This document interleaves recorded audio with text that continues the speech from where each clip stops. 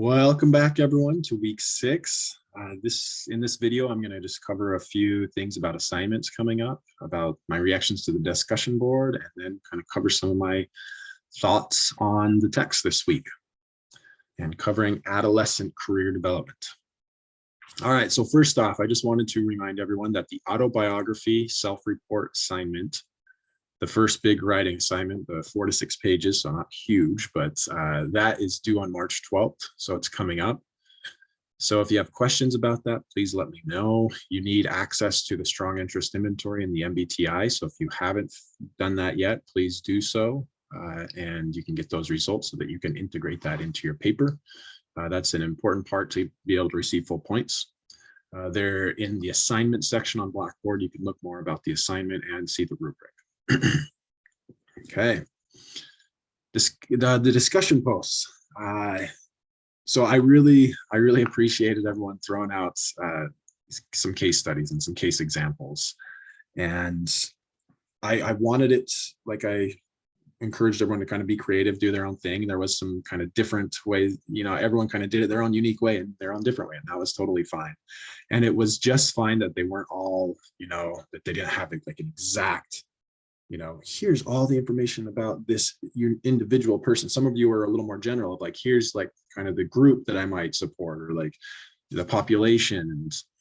And so that was okay. I realized that everyone hasn't had a lot of experience with case studies, so this was kind of just throwing it out there. So I just wanted to address a couple things about it. So I think when it comes to interventions, and I asked for intervention, so this totally makes sense. I just think, make sure that you're not losing the importance of the relationship. That is a core intervention, is strengthening and building a strong therapeutic alliance. So I've been emphasizing that quite a bit, but there's a text called The Heart and Soul of Change. It's by Duncan, Miller, Wampold, and Hubble. And in that text, they talk about how, the greatest prediction of success in counseling work is, connected to the strength of the therapeutic alliance.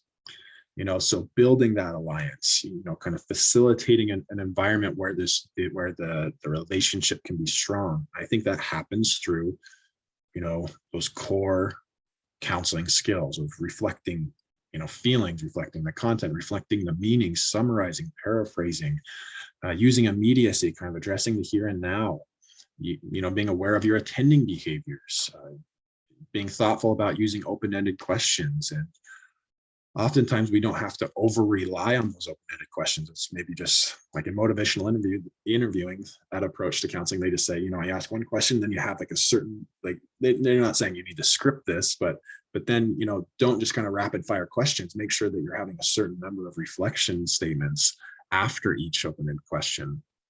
But in the end, if you can help the client feel empathy, feel like a sense of unconditional positive regard, feel that they can be genuine with you, that's obviously that kind of Rogerian, person-centered, client-centered approach.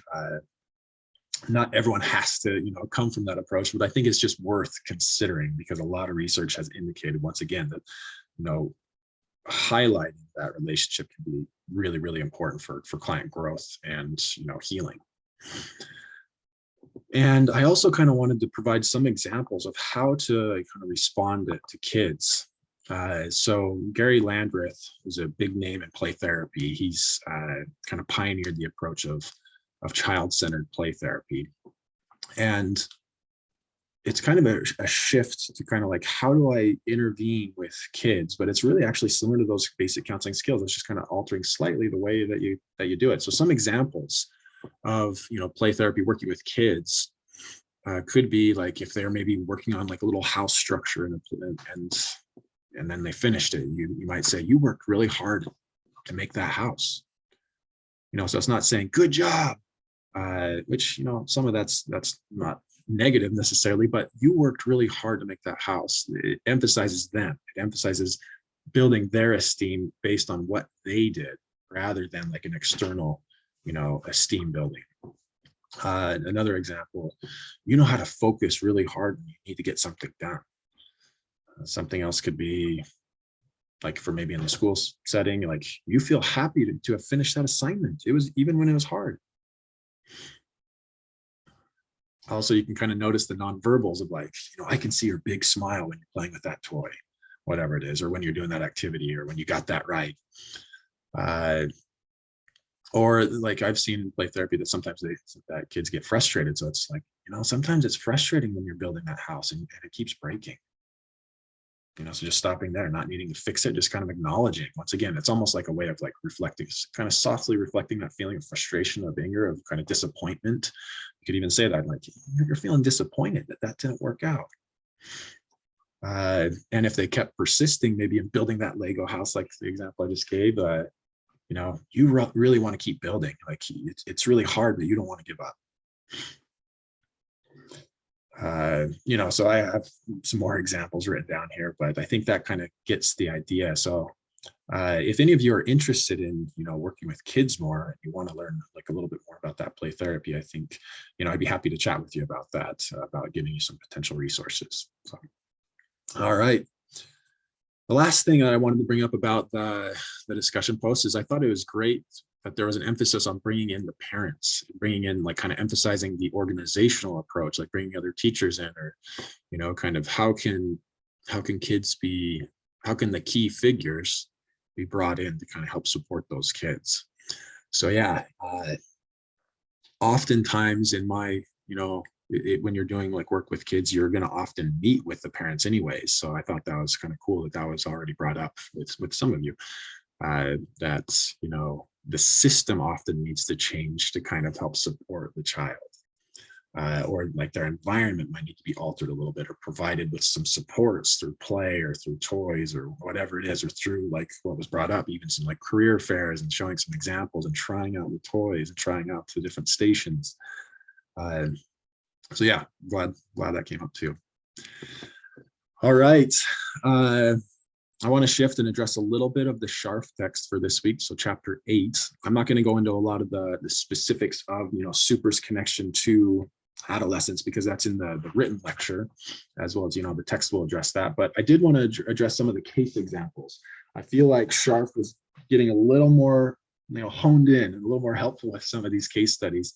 So particularly on pages 218 to 219, I think, we're starting to see some better examples of like, how to work with adolescents and young adults, and how to kind of emphasize those core counseling skills as you're working on career development. And what's the other, page 222 through 223, a much better example too of, working with a high school sophomore. And I feel like this counselor in this example really did a good job with like focusing on those core counseling skills, focusing on esteem, focusing on like kind of the feelings of the client. And I think that kind of helps facilitate a larger career transformation and a larger career, finding a career fit that's really based on a really kind of deeper level of who the client is. So yeah, feel free to check those out for those counseling skills and the intersection with career development. All right, I kind of want to shift so I'm jumping to page 216, where it talks about the identity statuses. And I think, I wrote about this a little bit in the written lecture, but I've used actually the identity statuses. So James Marsh is the social psychologist who kind of developed the ideas of these identity statuses. And I think it's kind of simple, but it can be pretty powerful. So let me just share my screen really quick. All right, so here are, I kind of made this my own a little bit, like the little quotations, those are mine. But this can be an example where I've used this with groups of students, with young adults and with adolescents and teenagers, doing like some community groups that I've gone to and help present on, kind of having a purpose-centered career path, and starting to, introduce that to teenagers. So what I would often do is just say, so I'm going to briefly talk about some of these, statuses, and I want you to be thinking where you might fit, which of these 4, categories you might fit, and I made this a little different than what a lot of people do too. I did these arrows, these continuums here. So that exploration and no exploration, that's not just a dichotomous thing of either I'm exploring or I'm not. But the continuum kind of shows that, like, to what extent. Maybe I'm right here. I've explored a tiny bit, but I need to start stepping this direction. Or same with commitment. I'm not really committed, but I'm starting to feel a little more committed, talking to more people, I'm exploring more, so I'm starting to feel committed. I think seeing that continuum can kind of give you a better gauge of kind of where people are at, and them, most importantly, where are they at? What small steps or large steps can they take forward? So I kind of describe that and talk about, how exploration is inner exploration and outer exploration. So outer being, the career information, occupational interviews. Inner exploration is those values, personality, interests, kind of who we are as people. And so stage one would be, or I guess the identity achievement is what I reference as once lost and now found. So this person has engaged in the inner exploration, the outer exploration. They've come to feel committed, so they've come and, they feel that they've achieved that identity status. This isn't fixed. It's not saying that you're always going to stay there. Maybe the person who's there, like, something happens in their life to where prompt them to not feel as committed. So they're going to go maybe to being just exploring and not committed. So moratorium. So moratorium are those seekers. They're not committed. And James Marsh has talked about this stage as, kind of being a state of anxiety for some people. Others are pretty comfortable there, but some are kind of like, oh my goodness, I need to make a decision now. Like, I feel uncomfortable not knowing. So they're the seekers. They're engaging in that exploration, inner and outer, to hopefully move towards commitment again. And so here is a really interesting status, the foreclosure. So these individuals have not explored or not significantly explored, but they've committed to a path. So they're unknowingly lost. At this point, I might say to the group of, like, so what might this mean? What might an example of someone who hasn't explored, but they've committed to something? And I've been surprised that, even teenagers, young adults, they come up with some pretty good examples right away. So I think they kind of get the idea of, like, oh, so someone's not thinking about it. They're not really thinking about their career path, but they've chosen it. Okay, so maybe that's me. Someone say, yeah, that's me. They raise their hand, and they kind of just, self-identify with it. So they're unknowingly lost, but the act of talking about this makes it so they're no longer unknowingly lost. So I can be like, oh, I need to explore. So it prompts some, like, thought, it prompts some, like, inner action, as well as some outer exploration. I might, I already jumped past moratorium, but I might ask them at this stage of, like, what an example might be there too. The last one here, someone who is not exploring significantly and not committing, is what James Marshall referenced as diffusion. So I kind of see this as drifters, drifting along with cultural scripts. So it's almost like someone's on a river and they're just kind of going wherever the current takes them. So examples of this, I've kind of asked the group that too. And I've sometimes seen that with college students who are just like, the next cultural step after high school for them was to go to college. So they're not really choosing that path. They're just kind of like, oh, no, I guess that's what I'll do. That's what everyone's doing. That's what I've been kind of told to do. But they haven't really explored that, and they haven't really committed to it fully. And, sometimes they kind of make that next step work, but sometimes they really struggle because they don't really have that inner motivation or that inner guide of, where they want to go with their path. So it's hard to kind of have that academic motivation and career motivation. So yeah, at this point, you could kind of just pause and ask the group, or, that's what I would do, is kind of ask the group, okay, now I want you to maybe talk to your neighbor about where you think you might be and why. And so then they talk about that, and coming back together as a group can be kind of a cool experience of, like, not feeling alone. Like, oh, it's okay if I'm in foreclosure. It's okay if I'm in moratorium. It's okay if I'm in diffusion. And now I know where I'm at. Now I can maybe make different choices. So with some student groups, like, then doing a career assessment might make sense if they feel like they need to explore their interests because they haven't explored. Maybe they're in foreclosure, they haven't explored interests, they haven't explored their personality. So MBTI, strong interest inventory, might be a good fit to help them move along of this continuum of exploration. Maybe it's they need to talk about their values. And I've talked about this model with a lot of groups, but then sometimes I knew the big group, but then I also met with them later individually, and we are able to kind of use this as like a guide or a map of, like, okay, yeah, I'm in this foreclosure place still, and I need to, I want to move and explore and move towards the identity achievement. Okay, I'll stop there. But I think that is it just a second, I got to get my notes pulled up here again. Yeah, so that's kind of an example of how you can use the identity statuses with adolescents and young adults. I think it really, those are kind of the prime years where, you can use it with other populations as well, but that age range is a pretty solid group to use it with, because I think it really resonates and it puts language to this inner process and this exploration process. Okay. With that being said, I want to address a little bit with the two articles. So the McMahon, I don't know if I'm pronouncing that right, maybe, et al. Article and the Stone Johnson article. So mostly I just kind of had some questions and things to consider about it. So the McMahon et al. Article was, this meta-analysis. So they went and they looked over a lot of articles that they could find. I believe it was over the last 10 years to see, what school counseling intervention research has been done, school counseling career interventions too. And they could only really find 10. So they were kind of in the discussion, they would address, why were there so few intervention oriented studies in the school counseling field? And is that a problem? Why or why not? The authors were like, yes, it's a problem. We need more data. We need more interventions that are research backed. And but I think that's something maybe for you to consider of like, why are there so few intervention oriented studies in the counseling field, in the school counseling field? It is the general counseling field too. That may be that we're a practitioner based field, that we jump into the master's program and we're meeting with clients. It's not as heavy on, how to do, research.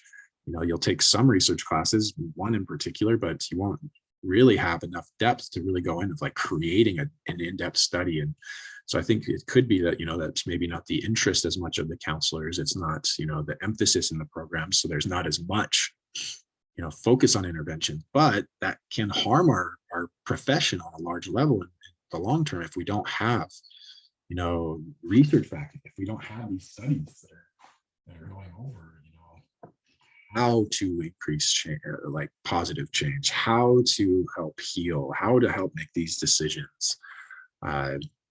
Obviously, we have theory and research from other fields to kind of, support us as counselors, but we do kind of have a unique approach of kind of our wellness paradigm. And so I think that's why there's some concern over that we're not doing enough research, that we need to grow as a field and kind of establish ourselves. So we've talked quite a bit about this, but I want to keep asking it and keep, just keep it in your mind of reflecting on it. So like, how would you go about promoting college access? So, entering college and persisting in college. How would you promote, college access programming to elementary and middle schoolers? We talked about the case studies this week, but I kind of want you to, like, now that we've talked about it, what are your reactions? Is it helpful? Like, how do you do that? Obviously, kids, may not even like really grasp the idea of what a lot of careers even mean. So is it a good idea to even be exploring it at that young of an age? And, why might it be concerning possibly to emphasize it too much too early? I think it might lead to that foreclosure status of like, oh, like ever since I was a little kid, I want to be a doctor. And so there's no exploration of anything else. Some approaches are like really strongly encouraging though, of like kind of exploring those early childhood career fantasies as a way of like kind of finding a pathway in adulthood and young adulthood. But some are a little more concerned. So I guess what I'm getting at is there's no clear consensus. Last question for the McMahon article. How important is research literacy to you? How do you feel about research and like engaging in research and like kind of studying more academic research-based articles? And like, how might that be important to you in your various, whether you're in school counseling track or mental health track, or, maybe if some of you want to work in the career field at some point, like, why would it be helpful to you to kind of have that research literacy? And so in the KCREP core standards of, kind of the foundation of a lot of programs, the KCREP is, designated research as an important area. So, why do you believe that might be? So yeah, I can't help but just ask a lot of these bigger questions. So I hope you kind of chew and wrestle on those. yeah, let's jump to the Stone Johnson article and then we'll wrap up for today. Yeah, so the Stone Johnson article was a qualitative case study. So basically studying an example of a school district in like a school setting where, who makes the policy decisions and what is the school counselor's role in supporting policy, because I think the school counselor has a pretty unique, and the article, the author talked about that too, that school counselors have a unique vision and perspective of their work with students. They're not to the teachers. They're seeing them much more in like a holistic area of like their emotional health, and talking to them about the personal issues, so they can kind of have a unique role to kind of help with this policy. As I think kind of the implicit thought behind this study is that how can we make sure school counselors kind of step into an important role in influencing larger, like the system's policies. And they shared a metaphor of like almost like a theater production of being on stage. Who is on stage and making these decisions? Who is on these policy making decisions? So where is the school counselor on that stage? So in the article, they kind of talked about the school counselor as being maybe off stage, not really on it, or behind the scenes of policy making. They're not really, like, maybe they saw teachers and principals as more on stage, kind of, they're the ones having the main narratives. They're the main characters. They're the leads. And the school counselors just kind of support, maybe behind the scenes. Obviously that behind the scenes work is important, but the bias, not seeing that as a positive or negative, but just the bias was, how can the school counselor get on stage and share their voice? So some of the key findings that I noticed from the article is that teachers were often unclear of what the school counselor's role even was. They didn't really understand school counselors. So they kind of saw them as social supports, but not having a clear role that's understood by other stakeholders in the school system can be a challenge. Like if decisions need to be made and if people need to be like at the table making the decisions, if there's lack of clarity of what the school counselor does, then they might be left out of conversations just due to lack of awareness.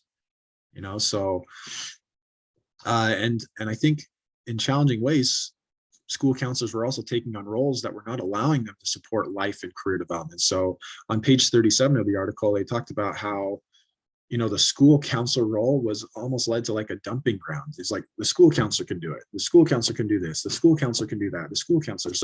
So the school counselor's role and the various hats that they wear begin to be too much. There's too much going on to where they can't really, like, so it's almost like they're spread too thin to where they can't give, a strong emphasis to everything that's being asked of them.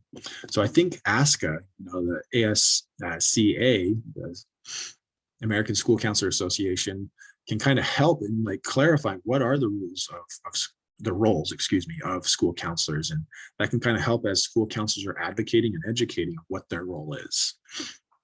So just once again, a couple of clarification questions, then we'll be done. So, or not clarification, but more reflective questions. So why do you believe that, in this article, that career and college readiness was kind of left out? It was talked about as important, but then it didn't really receive much emphasis. I guess I just asked that question because I think oftentimes the career and life development skills, kind of the life career, viewing life as and career as a broader pursuit of like, what are the larger aims of life? I think that's often kind of left out to the side, but that might, if that continues to happen, then students and people may not be prepared to enter college, to enter kind of autonomous life, because they haven't kind of had the opportunity to develop these skills of like, how do I make big life decisions? How do I make a career decision? How do I kind of find my path? Obviously, that's not only the school's role. I think that's a family, pursuit. That's, a lot of different organizations can kind of help with that. The mental health counseling can even help with that, of exploring interests like we've talked about. But maybe thinking for yourself too, like, when were you taught about how to make career decisions? How are you taught about making career decisions and life decisions in general, big decisions in life, with those big crossroads where, you've kind of, I think high school graduation is a big one. You graduate and you're forced into a decision. Like, you can choose not to do anything and just kind of like flounder for a little bit. Sometimes that happens. You can choose to go to college, you can choose to go to work, you can choose to go to trade schools, you can choose to do a lot of different things. But there's certain crossroads where, you know, kind of, at least in how our culture is established right now, that you're forced into choices. So are people prepared? How were you prepared for those big life crossroads? The last thing that I want to mention about this article, because it's talking about policy and kind of shaping the larger level systemic culture of schools and districts, what are your thoughts on what does it take to change a system? Like, how does a culture shift? I think those are some of the key questions to grapple with. And then, like, it's a little bit more targeted. How can school counselors and teachers partner in meeting these career and college access needs? So I think a lot of it is, you know, how can we communicate more fully? How can we share messages of what we do with each other as professionals, with teachers, with principals, with school counselors, with parents, with students? I think that's a lot of the, you know, how culture has changed. That's easier said than done, though. So, you know, I think that's going to be worth chewing on and wrestling with as this week progresses. So those are my thoughts at this point. So I look forward to the discussion board. I look forward to, you know, engaging with you. Some of you have started to reach out about office hours and meeting with me. It's been, you know, nice to meet with you. So please continue to do so. I'd be happy to explore questions. If there are any concerns or questions, please reach out. And yeah, we can chat about it. Thanks.